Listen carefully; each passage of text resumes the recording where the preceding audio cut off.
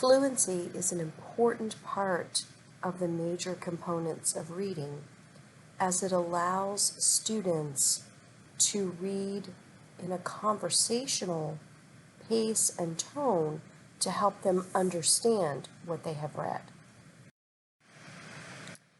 Our learning objectives include understanding the components of reading, understanding that flexibility is required because we cannot read everything the same pace, the same way, but depending upon what we read, it has to change.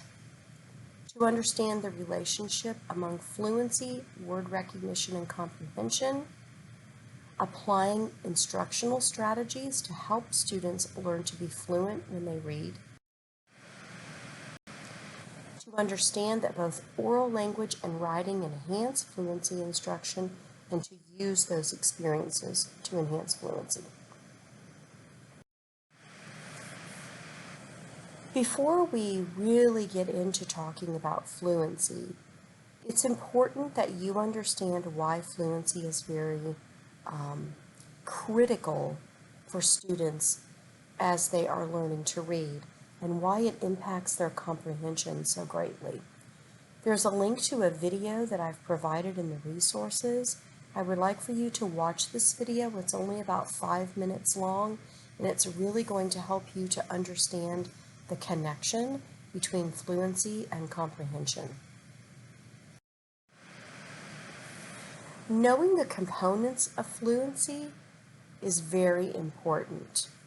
So the components of fluency are accuracy, automaticity, rate, and prosody. Accuracy is being able to read and pronounce the words correctly. Automaticity is being able to do that without thinking about it, just being able to read and not have to think about that word that's coming up that might trip you up. Rate is being able to do this at a correct speed. And prosody is chunking those words into appropriate phrases or meaningful units and reading with expression.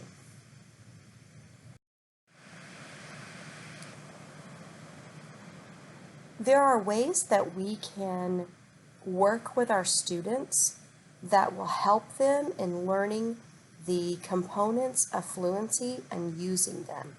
So I'm going to discuss 4 with you: choral reading, echo reading, buddy reading, and reader's theater.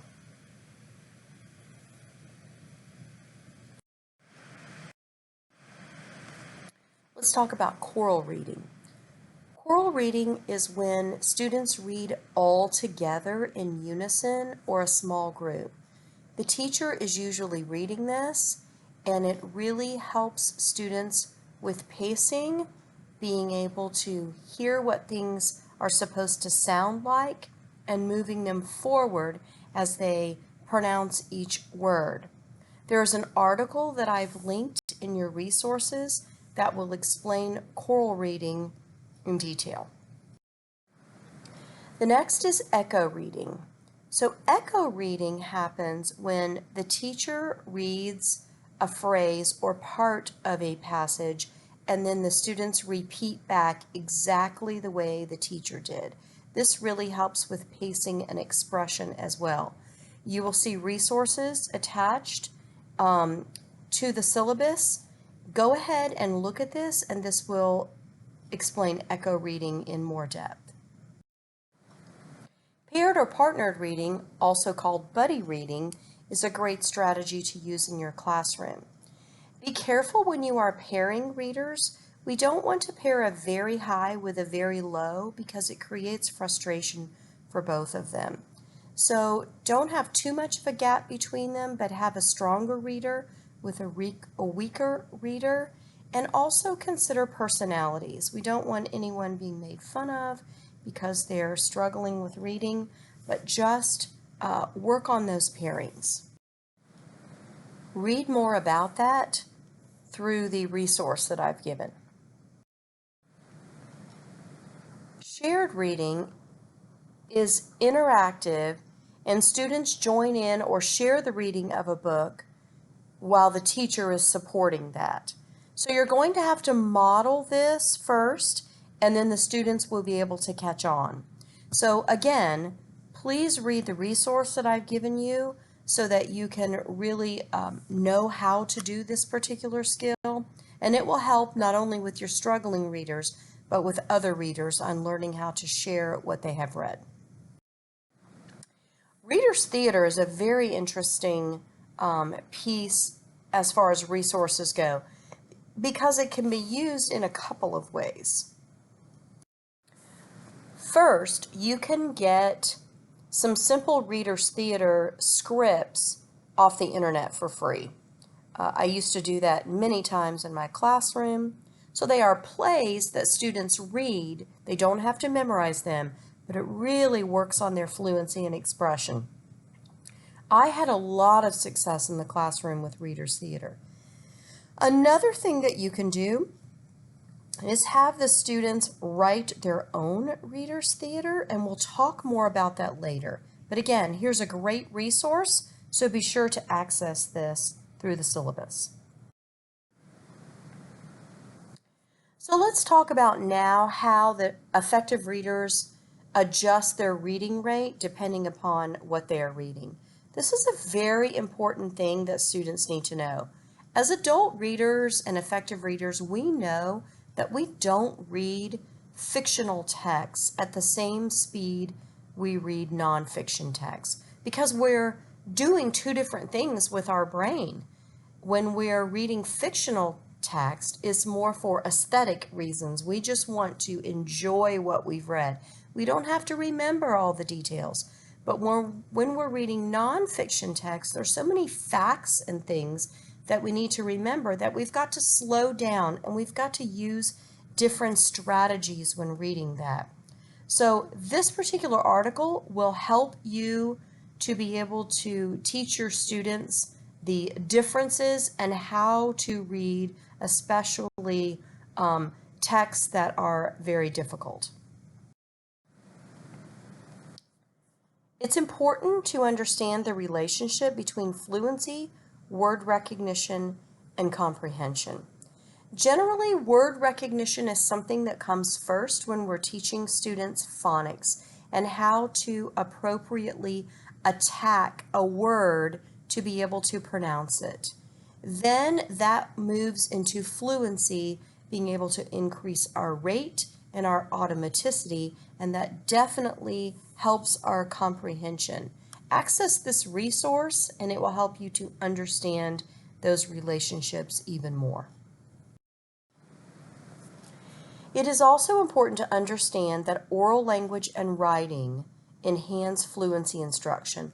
I touched a little bit on this when I talked to you about Reader's Theater. Now I want to tell you how I used it. When we were reading particular books in the classroom, one of the things I did was divided my class into teams. They were usually sitting this way anyway, and assigned them each a chapter to write a Reader's Theater. So they wrote a narration and they wrote some dialogue, and they began to use punctuation, which really helped them to understand the relationship between punctuation and fluency, because punctuation helps us to know when to stop, when to sound excited, when to pause in certain places. So they wrote their varying Reader's Theaters and then they were asked to perform them. There are a lot of other ways to use oral language and writing in the classroom. Access this particular resource and that will help you to understand that. As teachers, we may need to assess fluency in the classroom. This particular article helps us to understand assessing fluency, but I'm going to continue on that in the next few slides. So here's an example of a DIBELS fluency test. I only use DIBELS because that's what I had access to, but any particular fluency assessment will work. You'll notice that to the right, sometimes it's to the left, but most of the time to the right, there's a number there. That's how many words are in that line.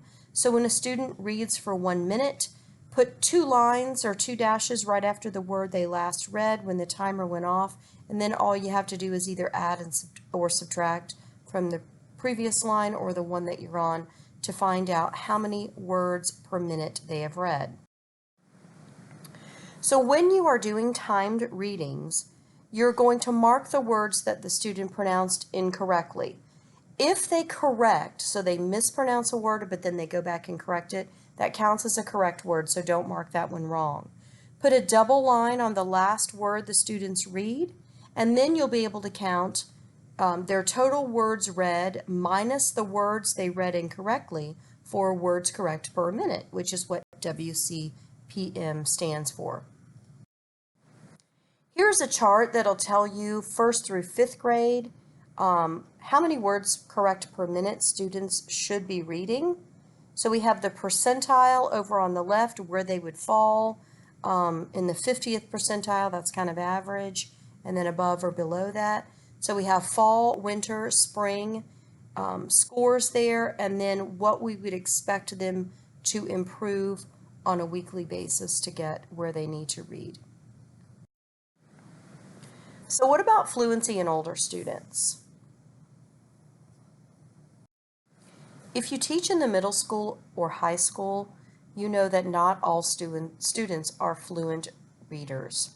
Here is a great article for you to read to understand how to help those students who are struggling to read fluently in the upper grades. Fluency, again, is very important, including accuracy, automaticity, rate, and prosody.